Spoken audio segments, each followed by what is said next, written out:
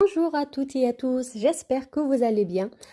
Dans ces premières capsules, nous allons aborder le chapitre 4 de la norme ISO 20021 version 2024. Nous y présenterons les erreurs les plus fréquemment constatées en audit, les attendus de la norme ainsi que leur interprétation concrète.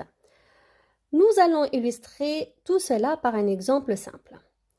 Nous verrons également les bonnes pratiques attendues en audit et les liens logiques entre les différents sous-chapitres. L'objectif est de comprendre le sens du chapitre 4 et son rôle fondamental dans la cohérence du système de management responsable. Les erreurs les plus fréquentes en audit sont les suivantes. Une analyse de contexte trop générique, copiée d'un modèle sans lien avec les événements réels, des parties intéressées listées de manière théorique, sans impact sur les décisions prises, un périmètre flou ou incohérent avec les activités réellement auditées, et un système documentaire lourd sans lien clair avec le contexte. L'idée clé du chapitre 4, c'est avant de mettre en place des actions, des processus, des procédures ou des indicateurs, la norme demande de comprendre dans quel contexte l'organisme évolue et pour qui il agit. L'ensemble du chapitre 4 constitue la fondation du système de management responsable. Sans cette fondation, les chapitres suivants repose sur des choix déconnectés de la réalité. Pour comprendre le sous-chapitre 4.1, comprendre l'organisme et son contexte, il suffit de se poser une question importante. Qui êtes-vous et dans quel environnement travaillez-vous? Concrètement, il s'agit d'identifier les enjeux internes et les enjeux externes qui influencent vos événements. Les enjeux internes, ce qui dépend de l'organisme, correspondent aux éléments que l'organisme maîtrise directement, comme par exemple l'organisation, l'équipe, les compétences, les ressources matérielles, les ressources financières et l'infrastructure. Les enjeux externes, ce qui vient de l'extérieur, sont imposés ou influencés par l'environnement de vos événements, comme le contexte légal et réglementaire, le contexte politique, les concurrents, l'environnement, le territoire, etc. Maintenant, nous allons illustrer ça par un exemple.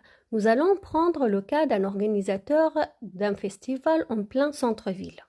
Si l'organisme repose sur une équipe réduite et peu expérimentée, donc il n'est pas réaliste de multiplier des procédures complexes pour la sécurité, la billetterie et la gestion des déchets.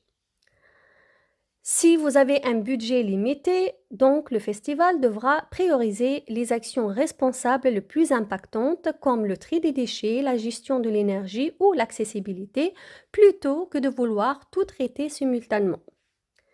De même, si le site est situé en zone inondable ou à accès contraint, cela impose des choix spécifiques en matière de circulation, de sécurité et d'évacuation qui doivent être intégrés à votre système de management.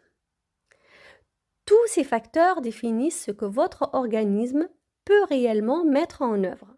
Sans identification claire, le système de management responsable devient irréaliste et inapplicable.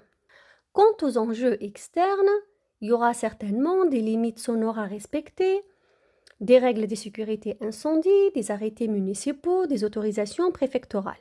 Les ignorer expose votre organisme à des non-conformités légales mais aussi normatives.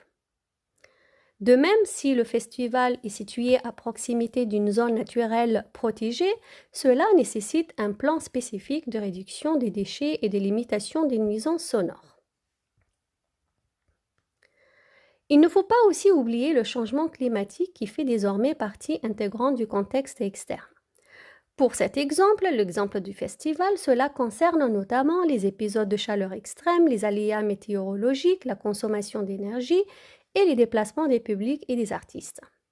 Tous ces éléments influencent directement la sécurité, le confort, la continuité de l'événement et son acceptabilité. Vous l'avez bien compris, les enjeux externes déterminent les priorités, les risques et les obligations à maîtriser pour rester conforme et responsable. En général, pour répondre à ce chapitre, vous utilisez des outils comme le SWOT et le PESTEL. Malheureusement, nous constatons dans la plupart des cas que ces outils sont utilisés d'une manière mécanique et qui sont complètement déconnectés de vos réalités. Pour bien préparer votre audit, il ne suffit pas de lister des enjeux internes et externes, mais de bien identifier chaque enjeu avec son impact sur l'événement et les actions prévues pour les maîtriser. Il faut aussi expliquer en quoi chaque enjeu influence vos décisions prises et vérifier la cohérence entre l'analyse de contexte et vos pratiques réelles. Pour résumer tout simplement le sous-chapitre 4.1, pour comprendre le contexte interne, cela signifie que vous devez identifier ce que vous pouvez contrôler. Pour comprendre le contexte externe, cela signifie que vous devez identifier tout ce que vous devez respecter et anticiper. Les deux ensemble permettent de construire un système ISO 20121 réaliste et défendable. Dans notre exemple, le fait d'avoir identifié comme enjeux internes équipe réduite, budget contraint, compétences sécurité et dans les enjeux externes, la réglementation locale, les nuisances sonores, les attentes environnementales de la mairie, les épisodes de chaleur, cela explique pourquoi la gestion du bruit, des déchets et du confort climatique devient prioritaire. J'espère que cette capsule vous a permis de mieux comprendre les attendus de la norme sur le sous-chapitre 4.1 de la norme ISO 20121 version 2024. Nous verrons dans les prochaines capsules les autres sous-chapitres du chapitre 4 de la norme ISO 20121. N'hésitez pas à laisser vos questions dans le commentaire, ça nous fera plaisir d'y répondre. N'hésitez pas aussi à vous abonner à la page LinkedIn d'Wizen Conseil pour ne pas rater les prochaines capsules. Merci pour votre écoute et à bientôt.